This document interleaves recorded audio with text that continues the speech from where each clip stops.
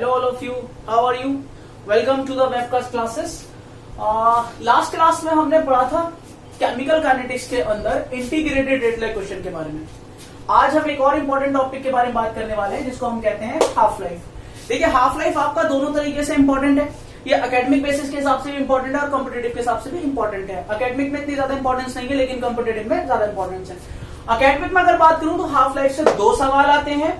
पहला सवाल आपका सीधा सीधा डेफिनेशन आएगा और दूसरा सवाल उसके हिसाब से छोटी सी एक न्यूमेरिकल आ जाएगी। ठीक है, कॉम्पिटेटिव के हिसाब से बात करूं तो कॉम्पिटेटिव के हिसाब से तीन सवाल आते हैं इस पर। पहला सवाल आता है आपका इसकी एक्सप्रेशन पहचानने के लिए, दैट मींस इसका फॉर्मूला पहचानने के लिए। आपसे कह देगा which of the following is the expression for the half life of the reaction, तो आपको उसका फॉर्मूला पहचानना होगा। दूसरा सवाल आता है इसका डेफिनेशन और न्यूमेरिकल के हिसाब से छोटा सा न्यूमेरिकल होता है, बामुश्किल 20 to 30 सेकंड का न्यूमेरिकल आपको करना होता है। तीसरा सबसे इंपॉर्टेंट सवाल जो इससे आता है वो आता है इसके ग्राफ से। तो आपको ग्राफ दे दिया जाएगा और आपसे पूछ लिया जाएगा कि हाफ लाइफ के हिसाब से जीरो ऑर्डर, फर्स्ट ऑर्डर और सेकंड ऑर्डर ग्राफ कौन सा है। तो ये तीन इंपॉर्टेंट सवाल आते हैं आपके हाफ लाइफ से।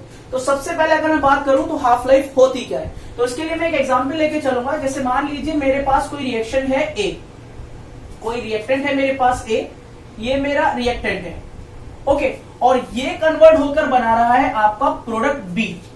ठीक है, मेरे पास ये मेरे पास हो गया प्रोडक्ट। ओके, अगर मैं बात करूं तो इनिशियल टाइम पे जब मैंने रिएक्शन जैसे स्टार्ट की थी तो मैं सपोज करता हूं कि ये करीब 5 मोल रहा होगा और उस टाइम पे प्रोडक्ट तो बना ही नहीं होगा, तो ये कितना होगा आपका 0 मोल। ठीक है, अगर हम बात करें ये कब है t0 पे, जब हमारा टाइम कुछ भी नहीं है यानी 0 सेकेंड है। हम देखते हैं कि करीब यहां पर 15 मिनट बाद ये 3 मोल रह जाता है। अगर ये 3 मोल रह गया तो जाहिर बात है कितना बन गया, ये आपका 2 मोल बन के तैयार हो गया होगा। अगले 15 मिनट में यानी आफ्टर 30 मिनट्स ये कितना रह गया होगा, ये 2.5 मोल रह गया होगा और ये बनकर कितना आ गया होगा, ये 2.5 मोल बनकर आ गया होगा। और लास्ट अगर हम देखें अगले 15 मिनट्स में, तो अगले 15 मिनट्स में ये रिएक्शन पूरी हो गई होगी। दैट मींस कि ये रह गया होगा 0 मोल और ये रह गया होगा हमारा, ये पूरा बन गया होगा हमारा कितना 5 मोल।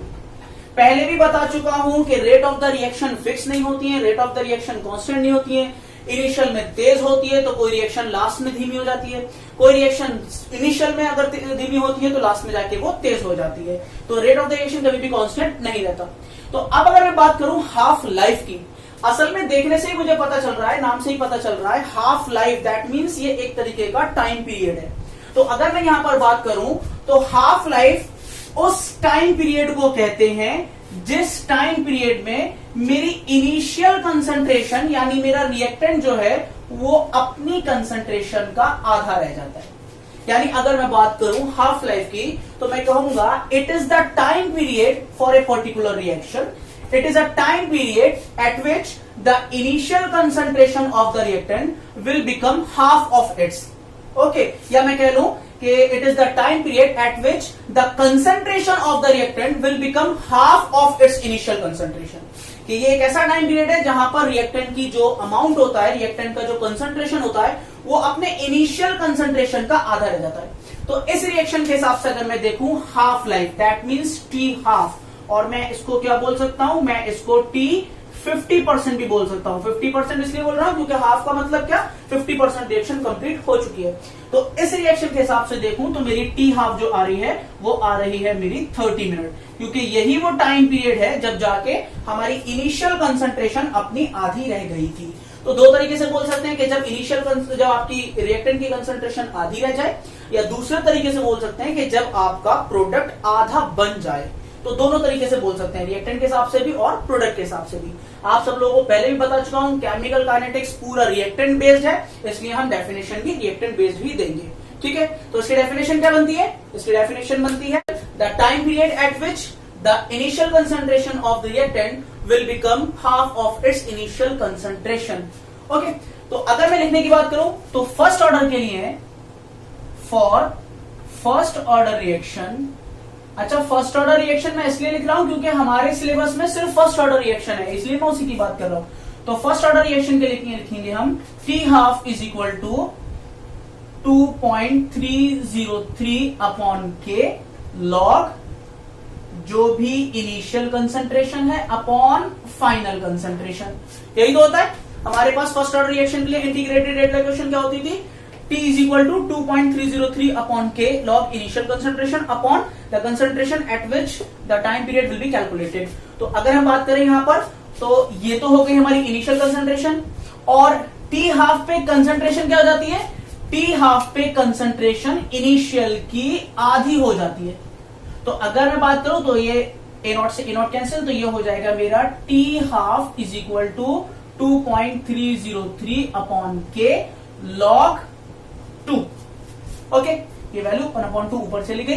तो log 2 की अगर बात करूं तो log 2 की वैल्यू होती है 3010। तो ये हो जाएगा मेरे पास T हाफ यानी कि T 50% is equal to 2.303 into 0.3010 upon K, and the final I can say that the T half is equal to multiply 2.303 with the 0.3010, it will become 0.693 upon K। तो ये मेरे पास एक्सप्रेशन है first order के लिए, first order reaction के लिए T half life की। तो ये रहा आपका T हाफ लाइफ यानी कि आपकी T1/2 यानी कि हाफ लाइफ। ठीक है, फर्स्ट ऑर्डर रिएक्शन के लिए आप क्या करेंगे, सिर्फ T हाफ की इंटीग्रेटेड रेट इक्वेशन लगा देंगे।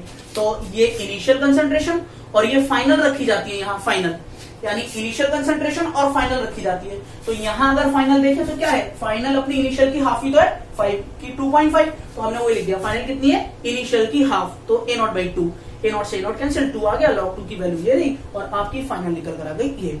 तो फर्स्ट ऑर्डर रिएक्शन के लिए मैंने आज से याद रखनी है ये बात कि फर्स्ट ऑर्डर रिएक्शन के लिए T हाफ लाइफ का फॉर्मूला होता है 0.693/K। ये मेरे पास फॉर्मूला होता है, और डायरेक्ट मेरे पास जो कॉम्पिटेटिव में सवाल आएंगे वो इसी तरीके से आएंगे देना है। तो ये रहा आपका हाफ लाइफ। ठीक है, तो चलिए इस हाफ लाइफ पे एक एनसीईआरटी का न्यूमेरिकल करते हैं ताकि हमको समझ में आ जाए और अच्छे से कि हाफ लाइफ होती क्या है।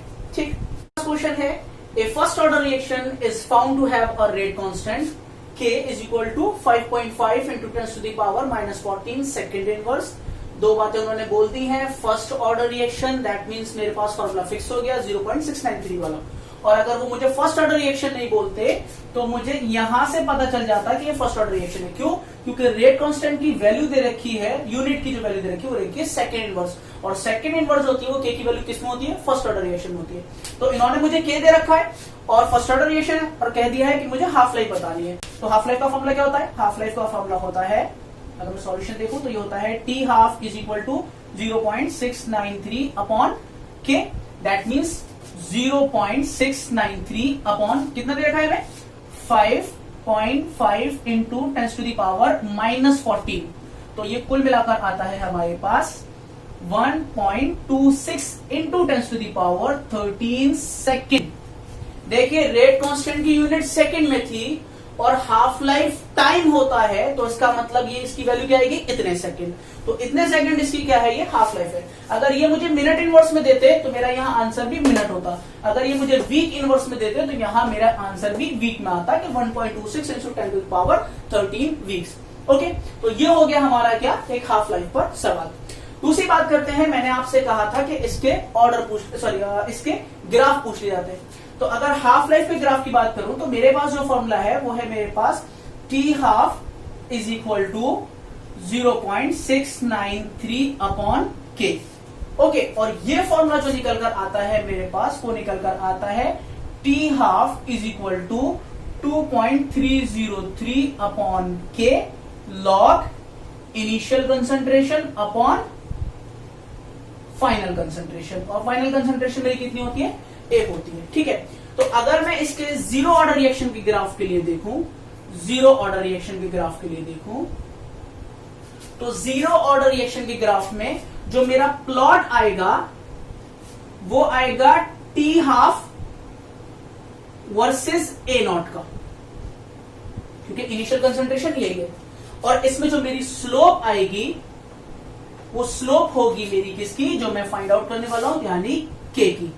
तो मेरे पास जो जीरो ऑर्डर का ग्राफ है वो जीरो ऑर्डर का ग्राफ होगा T हाफ ग्रेडियंट अपॉन, ये किसके हिसाब से होगा, A नॉट के हिसाब से, इनिशियल कंसंट्रेशन हिसाब से, और ये क्या आएगी मेरे पास स्लोप ये स्लोप जो होगी मेरी, ये वैल्यू किसकी दे रही होगी मुझे, के की दे रही होगी। सही है। और इसमें जो इंटरसेप्ट रहेगा वो रहेगा मेरा ओरिजिन, दैट मीन्स उसकी वैल्यू 0 रहेगी। तो ये मेरा ग्राफ है किसके लिए, हाफ लाइफ के लिए। तो हाफ लाइफ के लिए दो ग्राफ पूछे जाते हैं, एक 0 ऑर्डर के लिए पूछा जाता है और एक फर्स्ट ऑर्डर के लिए पूछा जाता है। एक 0 ऑर्डर के लिए पूछा जाता है और एक फर्स्ट ऑर्डर के लिए पूछा जाता है। ठीक है। तो फर्स्ट ऑर्डर की अगर मैं बात करूं तो मेरे पास प्लॉट रहेगा टी, इस बार प्लॉट नहीं लिख रहा हूं, प्लॉट रहेगा T half versus again A not का। इंटरसेप्ट रहेगी इस बार मेरे पास कुछ ना कुछ ए, और इस बार जो मेरी स्लोप आएगी वो आएगी बिल्कुल पैरेलल, ये मुझे क्या देगी के, और ये क्या होगा मेरा इंटरसेप्ट, जो कि क्या होगा हमारे पास फाइनल कंसंट्रेशन जिस पर हम कैलकुलेट कर रहे हैं। तो ये हो गया हमारा 0 ऑर्डर रिएक्शन का ग्राफ और ये हो गया हमारा फर्स्ट ऑर्डर रिएक्शन का ग्राफ। तो ये सारा कुछ था आपका हाफ लाइफ से रिलेटेड। इसमें एक दो न्यूमेरिकल और कर लीजिएगा आप एनसीईआरटी से हाफ लाइफ के बेसिस पे। तो इतना सब कुछ जो है वो आपके हाफ लाइफ से आता है। ये हो गया आपका हाफ लाइफ खत्म। ठीक है। तो अगली वीडियो में फिर मुलाकात होगी एक नए टॉपिक के साथ। ठीक है।